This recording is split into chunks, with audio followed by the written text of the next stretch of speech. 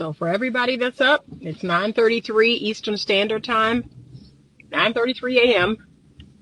And I just wanted to come on. I wanted to give you some words of encouragement. I'm going to encourage you. There we go. I'm sorry. My phone may cut in and out, but in order to do that, I have to give up sugar. But I just wanted to jump on. I wanted to give everyone a word of encouragement for today. Because if no one else is going to encourage you, let me encourage you. Right? We need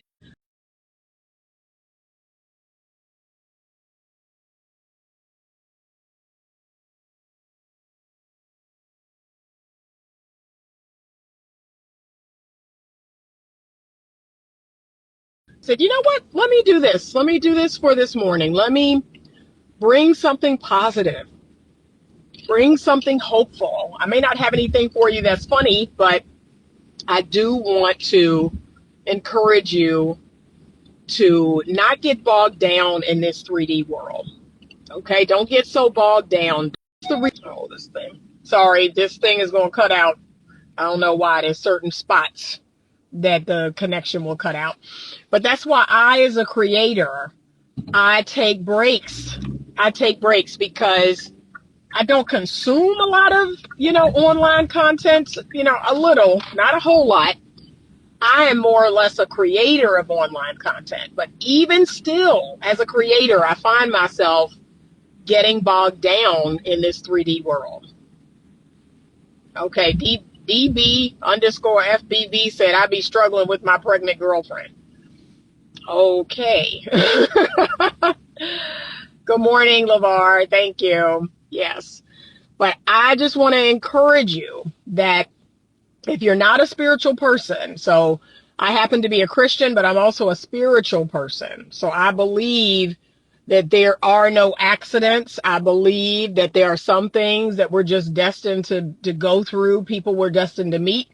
Like, I believe in all of that. I believe in the serendipity and the coincidence of, okay, this is divine intervention. I believe in all of that. And I also believe there's a spiritual realm, a higher realm, a spiritual realm in which everything that we're going to see in the 3D, it's going to originate up there. And so that could be good things for you. That could be not so good things for you. That's why you have to mind your thoughts. You have to mind your words, because you are creating in that spiritual realm, and eventually it's going to show up in your physical realm. So you got to be really careful about the things you say. He said, buy her cheesecakes and keep some on hand in the freezer from Cheesecake Factory. That is one way. That is one way. I love cheesecake. So when what you see is just making you feel weighted down, that's when you have to go to that spiritual place. You got to go to that spiritual place. She want cake I cannot give every day. Okay. But go to that spiritual place. And for me, that's the Bible. For me, that's prayer. For me, that's meditation. For me, that's visualization. I use visualization a lot. And it's so interesting because as a child, I was accused of daydreaming a lot. And little did I know, I was visualizing. That's what I was doing. I didn't realize that's what it was, but I was visualizing. I was making up like these scenarios and these stories in my head. And you can do that as an adult. You can do that as an adult. You can sit down, you can close your eyes, and for 10 minutes, you can, visualize yourself in another country. You can visualize yourself on vacation. You can visualize yourself wealthy and prosperous and having all the money that you desire. You can visualize yourself in a healthy relationship, in a healthy marriage, in love, being, pampered and treated well. You can visualize anything. Sometimes I sit around and visualize myself winning a bunch of money. That's a good visualization. And then I visualize what I would do with the money, all the people I would help, all the things I would do. Those are good visualizations. And guess what? Some of y'all, you use these skills, the visualization, like I said, your thoughts and your words. You use it to bring not so good things into your life. You visualize bad things happening. You talk about bad things happening. You talk about not having enough. You talk about there are no good women, there are no good men. And see, all you're doing is creating in that spiritual world, and it's going to come true in the physical world. So you got to lay that down. You got to lay that down. You got to lay down this, this negative, pulling things in to your awareness that you don't want. Like I'm always telling people, the clients that I work with, I say, I rarely talk about the things I don't want to happen. I rarely talk about the things I don't want because I know I am playing a part in creating those things. Now, here's what a lot of people tell me. Okay, but thinking positive all the time, having good thoughts, having good words. I mean, bad things happen to all of us, sure, because the Bible even told us that. It's going to rain on the just and the unjust. Okay, we're all going to experience good and bad days, and that's life. That's because we're down here on earth. That's because we're born into sin. Like the thing we're not going to escape is the fact that we're born into sin. That's a direct relation to sin entering the world. So no, we're not living in Eden. Things are not perfect. We're not without problems. However, I believe that because Jesus died, that's our ticket in. That's our ticket into heaven. That's our ticket to have a better life. And as the saying goes, I'd rather have, my worst days with Jesus than my best days without him.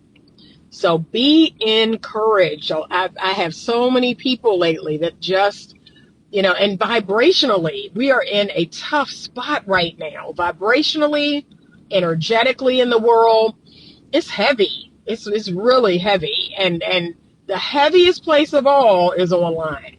That's where all the negativity. So I can go for a walk outside of my home. I can go for a walk outside of my office, which is where I'm headed now. And I feel great. I feel great. But it's opening this phone. It's going on these platforms. That's when I start to feel the weight of the negative energy. So take breaks. I cannot stress that enough. Take breaks from online. Take breaks from social media. Go out into the world. Hug a tree. Put your feet on some grass. Okay? Look at some wildlife. Look at the ducks, the squirrels, seriously. Get into nature. Let nature heal you. What I love so much about nature is it is so healing. Nature is so amazingly healing. I love it. I love everything about it. And it proves, that there is a creator. I love that. I can see God in everything in nature. It also proves how abundant the world is. Like, you want to see some abundance? Go out in nature. Go out in nature. Look at all the grass. Look at all the trees. Look at all the leaves. It's abundant. It's abundant. It's way more than enough. You want to see abundance? Go to the beach. Look at the ocean. You talk about abundance? Like every time I go to the beach, every time I go to the ocean, I just thank God. Thank you for the abundance. Thank you for the abundance, because sometimes we can get fooled. We can get fooled into thinking there are limits. There are limits on certain things, and there really isn't. There are no limits. Don't believe that. There's absolutely no limit. Okay? Okay. Garland and these cakes. All right. Nature is really healing. I love my daily walk. Same. Disconnect from electronics for a day or two. I have disconnected from electronics for weeks. Like, I'm not a big TV watcher. I don't sit down and watch TV, and I'm talking weeks and weeks can go by. And I am not watching television because it puts me in the space of being a consumer instead of a creator. So one of my mentors, this was like 15 years ago, he said to me, Anita, when you sit down and you watch people on TV, you're watching other people live their dreams. And you're not doing a thing about yours. So if you have big dreams, if you have big goals, I tell people this all the time. I pass that information on. If you have a big dream and a big goal, there's so many things you just can't afford to do. You can't afford to sit and watch television. You can't afford to keep up with the Kardashians. You can't afford to watch these shows every Thursday, every Wednesday, you can't afford to. You can't afford negative thinking. You can't afford, to feed your body crap. You can't afford not to exercise, right? There's just certain things you can't afford to do. You can't afford to sleep 10, 12 hours a day. If you have a big dream, you got to get up. I'm lucky if I get 6 to 7. I was told by my doctor that at this age I need to get 8 hours. And so I have do not disturb on at 8:45 every night. I'm supposed to be in bed by 10. I'm supposed to be up by 6:30. Some nights I don't get great sleep. So I may, if I wake up in the night, I may, sleep in a little longer. But yeah, you can't afford to be on Instagram and to look at others' content all the time, either if you have a life you are pursuing. Precisely. That's why I take breaks. And I'm a creator. I'm a creator of content, and I take breaks because it's easy to fall into these negative loops online. It's easy to see all this mess, and the world is full of mess. Nope. Yes, imprint your intent on the universe rather than receiving an imprint from existence. Precisely. Excellent. Precisely. But if you're going to do a big thing, if you're going to do a memorable thing, like, you got to be different. You have to be different. And you got to do things differently. You can't do what everybody is doing. And you got to be okay with that. I mean, for the longest time, I am a Myers-Briggs type INFJ. And for the longest time, I've always felt different. I've always felt unique. I've always felt like, I didn't fit in, always. And when I was young, I would try to be a chameleon. I tried to be whatever people wanted me to be to fit in, And then I learned from Brene Brown that I don't want to fit in. I want to belong. And belonging to a friend group or a family is all about being accepted exactly as you are. Fitting in means you have to, be what they want you to be. You have to pretend to be someone you're not. And I just ain't down with that anymore. Now I want to be my authentic self. I want to belong, and so I have to show up as my authentic self, and I have to find people, and I encourage y'all to do this too. You got to find people, that love that and that accept that and that, think you're great. It can be challenging. Like, that's one thing I have learned is it can be challenging to find those people. And right now, especially in 2023, people are incredibly, I'm going to use the word selfish, but they're definitely self-centered. Like, we're being pushed this narrative that, it's all about the self. It's all about the self. We're being pushed that narrative. And that is a very destructive narrative. That is very destructive. I'm not going to say toxic, but it's not good because we're social creatures. We're meant to be with others. We're meant to bond with others. And we do better. We do better in groups, in friend groups and family groups. We do better as a team. We do better together. But right now, everybody is independent. Everybody, is out for self and what's in it for me? What's in it for me? Like, that's the battle cry of everyone now. And that's what's really hurting us. And then here's what's on the flip side of that.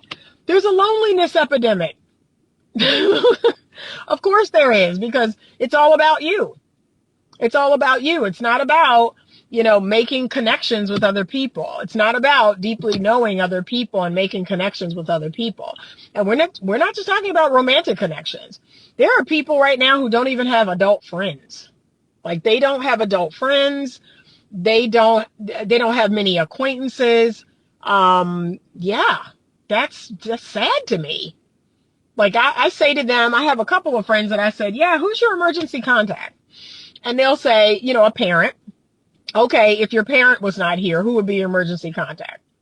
And then, that list starts to, get real, it starts dwindling. It really does, because it's like, if they're not married, if they don't have adult children, like, yeah, that list starts to dwindle. So we need each other. We need friends. We need people that we know and that we love and that we trust, and people that know and love and trust us. Self-love is being warped into a toxic mentality to excuse extreme self-indulgence and vanity, praising through likes and social media avatars. Correct.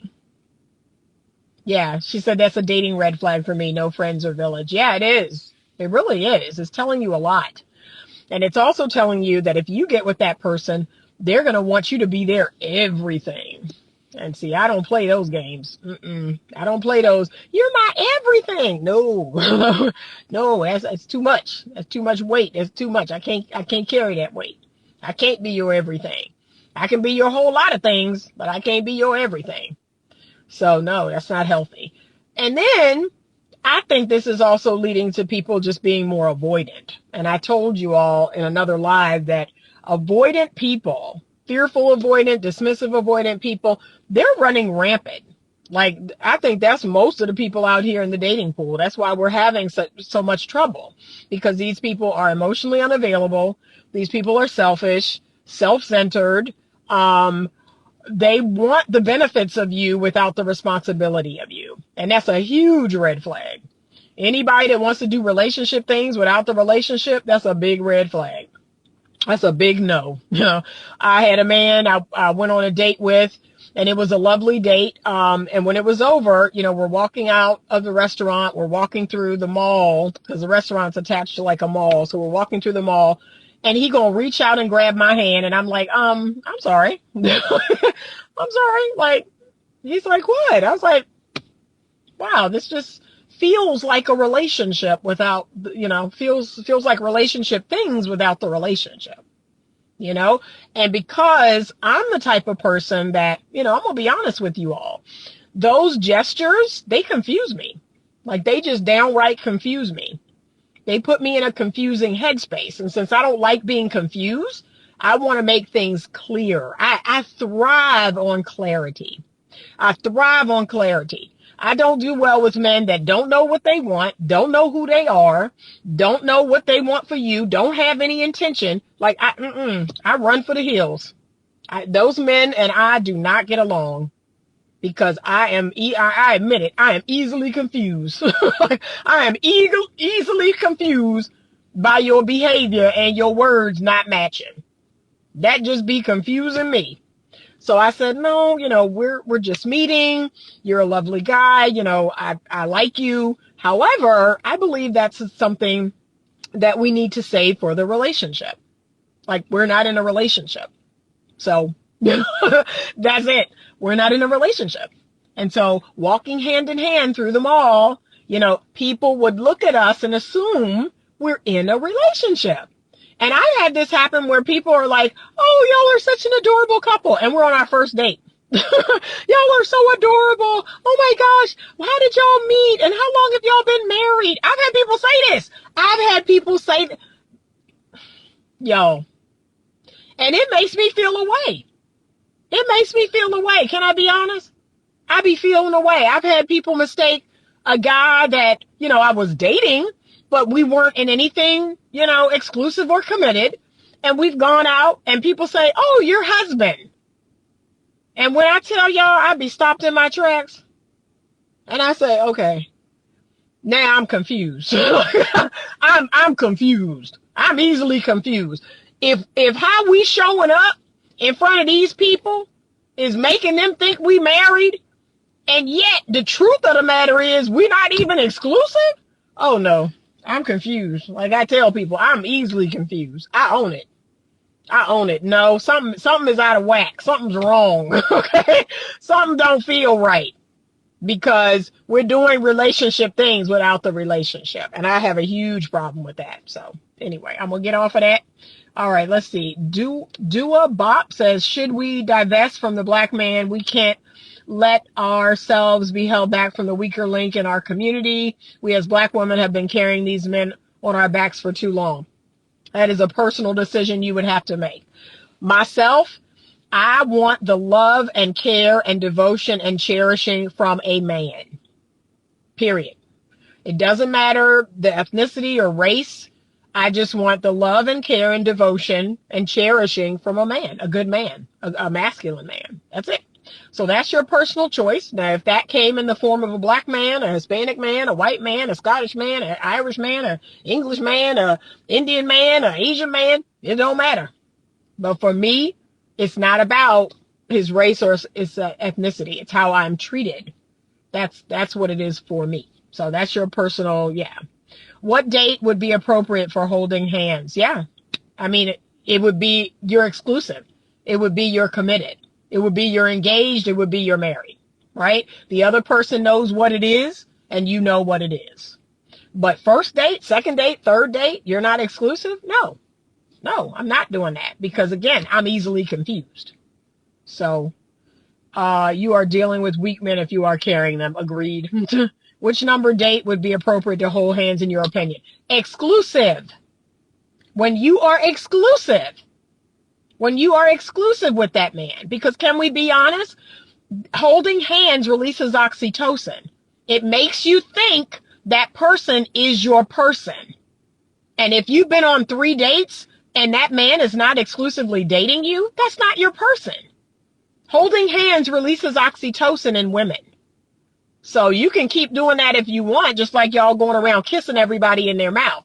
That releases chemicals that bond you to that person. You stop vetting that person the moment your lips touch.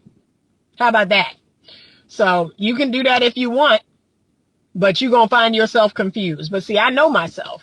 I don't play those games because I know I'm a woman. I bond to men that do relationship things with me. I bond to men that cuddle up on the couch and hold hands and kiss me on my mouth, and we're not exclusive or committed. I'm going to bond to that man. That's why I'm like, well, we need to discuss what this is. We need to discuss where this is going because I know myself. And the truth is, y'all do it too. You just don't know yourself. You got to know yourself. And that's how you're going to be able to make better boundaries for yourself in dating and relationships. I have good boundaries because I know myself. I'm like, I'm going to stop vetting you once our mouths touch. I'm going to feel away, especially if that kiss is good. I'm going to feel away. So that's it. All right. Have a great day. I got to run in here. I got a client at 10 o'clock. Thank you so much. Please be encouraged. The world, can be a dark place, but there's lots of light out here too. Be a light in a dark world. Okay. Don't join in on the foolishness. Like stay far away from it and be a light. Encourage someone today. How about that? Give an encouraging word. That's your assignment for today. Give someone an encouraging word. Compliment someone. Tell someone something, a physical compliment or a non-physical compliment. Okay. That's your assignment for today. All right. Okay. Thank you. Thank you, Garland. Yes, exactly. All right. Have a great day. Thank you so much for joining. And as always, stay open to love.